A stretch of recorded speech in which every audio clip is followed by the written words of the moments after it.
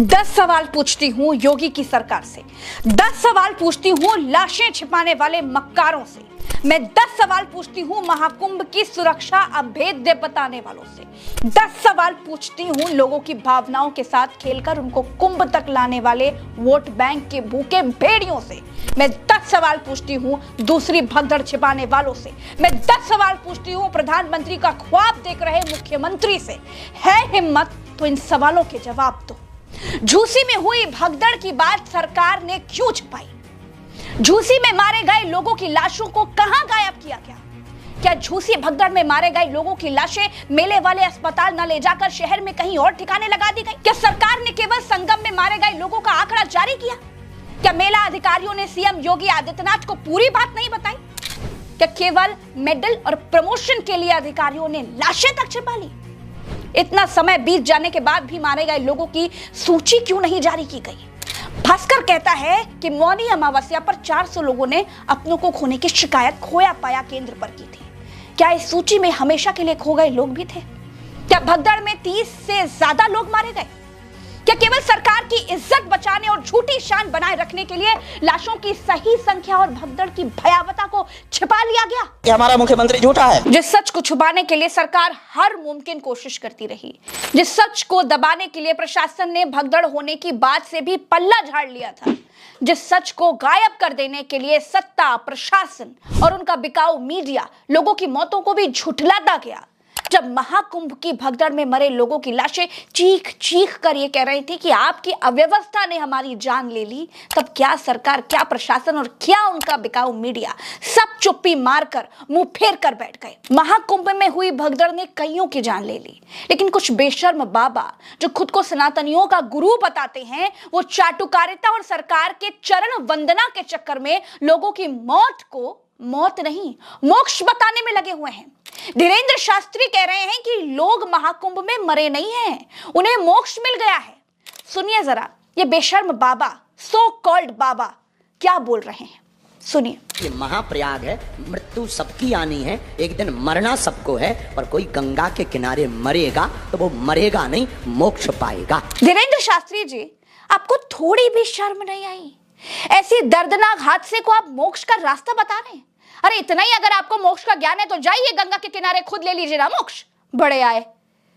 इससे पहले ये बाबा बता रहे थे कि जो महाकुंभ नहीं गया वो देशद्रोही है। हर व्यक्ति को आना चाहिए, जो नहीं आएगा वो पछताएगा, वो देशद्रोही कहलाएगा। अब इनके कहने के अनुसार तो जो जवान हमारी आपकी रक्षा के लिए, इस देश की रक्षा के लिए सीमा पर अपनी जान की बाजी लगाए हुए खड़े हैं, वो भी देशद्रोही हुए। खैर दोस्तों, जो प्रशासन संगम में हुई भगदड़ को नहीं मान रहा था, वो आपसे ये सच भी छुपा गया कि भगदड़ सिर्फ संगम घाट पर नहीं, झूसी इलाके में भी हुई और वहां भी कईयों की जान चली गई। अधिकारियों से जब पूछा गया कि आपने क्यों नहीं बताया कि झूसी इलाके में भी भगदड़ हुई, तो साहब बोले उन्हें तो जानकारी ही नहीं थी। साहब को यह जानकारी है कि करोड़ों लोग आएंगे, साहब को यह भी जानकारी है कि चप्पे चप्पे पर हमारी नजर है। साहब कुंभ की व्यवस्था पर खुद पीठ थपथपाते हुए नहीं थकते, लेकिन झूसी में भी भगदड़ हुई ये जानकारी नहीं थी। और जब उनको ये पता ही नहीं है कि भगदड़ हुई भी थी, तो झूसी की भगदड़ में कितने लोग मरे ये कौन बताएगा? दोस्तों, ललन टॉप के रिपोर्टर अभिनव पांडे प्रयागराज के रहने वाले हैं।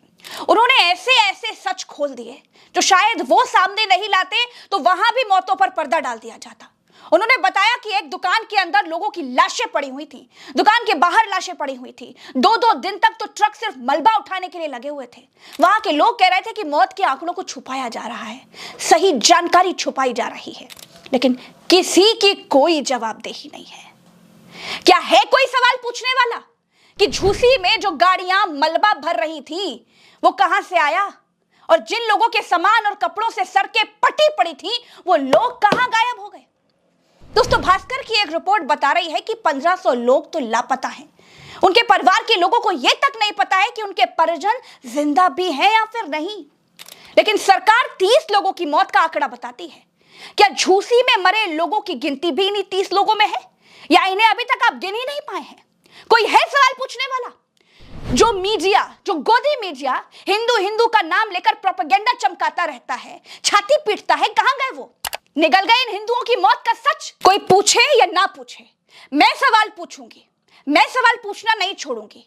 इतनी मौतों के बाद भी सरकार कह रही थी कि कोई भगदड़ नहीं हुई। अरे ऐसा तो राक्षस भी नहीं करते। अभी तक तो सिर्फ विपक्ष मुख्यमंत्री योगी आदित्यनाथ से इस्तीफे की मांग कर रहा था, लेकिन अब तो साधु, सन्यासी, यहां तक कि शंकराचार्य खुद मुख्यमंत्री योगी आदित्यनाथ से इस्तीफा मांग रहे हैं। आचार्य अविमुक्तेश्वरानंद कह रहे हैं कि उन्हें लोगों के मातम का खाना खिला दिया गया, उनसे झूठ कहा गया और उन्हें बरगलाया गया। उन्होंने कहा कि हमारा मुख्यमंत्री झूठा है। सुनिए शंकराचार्य जी को और समझिए महाकुंभ में हुई महाभगदड़ की उस भयावता को, और सोचिए कैसे इन राक्षसों ने श्रद्धालुओं की मौत को अफवाह बताकर महापाप किया है। हम तो कहते हैं कि ऐसे मुख्यमंत्री को कुंभ पर्व रहते रहते इस्तीफा दे देना चाहिए। आज सबसे बड़ी जो हम लोगों के मन में पीड़ा है वो ये है कि हमारा मुख्यमंत्री झूठा है। वो इस बात की पीड़ा है कि वो हमारे साथ घटना घटती है, हम ही से छिपा लेता है। दोस्तों, शंकराचार्य से लेकर तमाम रिपोर्टर इस बात की तस्दीक कर रहे हैं कि मौत के आंकड़े सरकार सही नहीं बता रही है। कई रिपोर्ट्स तो ये तक कह रहे हैं कि 56 मौतों के आंकड़े हैं।